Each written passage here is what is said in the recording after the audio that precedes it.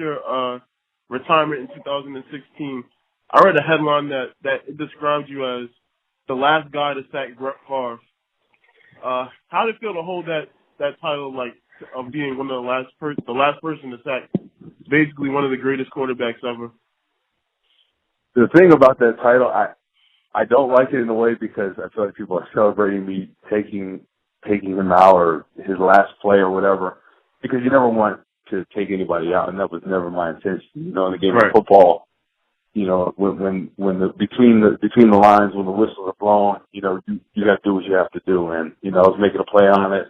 You know, I slammed to the ground. Unfortunately, he hit his head on a really hard surface that wasn't heated, and you know, it was a terrible situation to see. You know, him have a concussion and that be his last play, but it was definitely good to have my first sack against someone like him.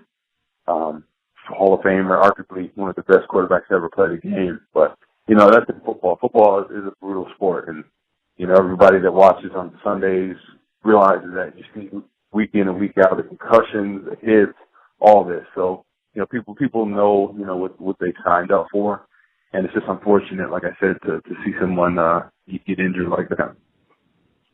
Yeah, staying on concussions, one thing I've noticed with the research going on with CT and adjustments being made to the game of football, it kind of goes against defensive players more, in my opinion, because you can't really. It's really some of the calls that referees make, in my opinion, are like bang bang calls, or whether the receiver is defenseless. But it might not be the same thing with defensive players where they may get blocked or something like that. So, what do you think about how it's affected the game as a whole, the whole CTE research in the NFL?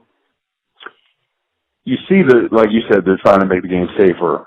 These targeting calls, these helmet-to-helmet stuff. And I think it's great because you see a lot of these former players and even current players have some issues with memory or things like that, balance and different disorders they're getting, and, you know, people having dementia. And, you know, it's unfortunate. Something that, you know, as a kid, you kind of always knew maybe that football wasn't the best for you, but you thought, hey, if I'm not getting concussions, it's not a big deal. But now they say the constant hits are what's the issue. So I feel like they're still really understanding. They have yet to understand what exactly it is. So I think, you know, you're going to see people, you know, definitely some people retire earlier. And you saw it the past year, especially when I retired in 2016, how many people under 30 years old were retiring, you know, looking at their future. You know, people playing 5-6 years, saving up their money, getting those benefits, and then moving on to their next career. You know, which I think is smart. You know, I had a teammate I played with, Tim Shaw, for the Bears, and he ended up playing at Tennessee. He was a special teamer. He just got diagnosed with ALS in 2014, and a guy that never had a documented concussion. And they say you're a third more likely to get ALS, you know, playing football. So it's just unfortunate. You're going to see, you know, I like what they're doing, trying to make it safer. But it's football. You know, regardless of what you change, this and that, you're still going to be hitting heads and bumping heads with people.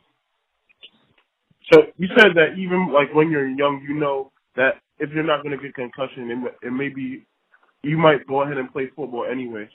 What do you think about parents that are just not okay with like their kids playing football at all whatsoever? Like, what advice would you give to them if their kid might want to play football but they may be against it? You know, I think it's personal preference, honestly. You know, I don't blame parents for not wanting kids to play football based on, you know, some of the stuff they're seeing and, you know, with the movie Concussion coming out.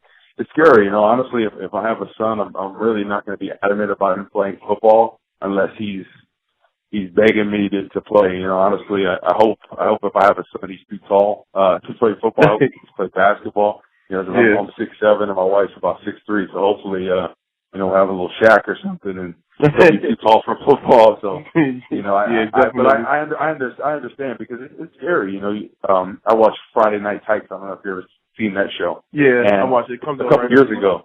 Yeah, a couple of years ago, I saw an episode about this one kid that had this concussion, and he kept getting seizures afterwards because he had some issue with his brain at like 9 years old. And I'm like, is it really worth it?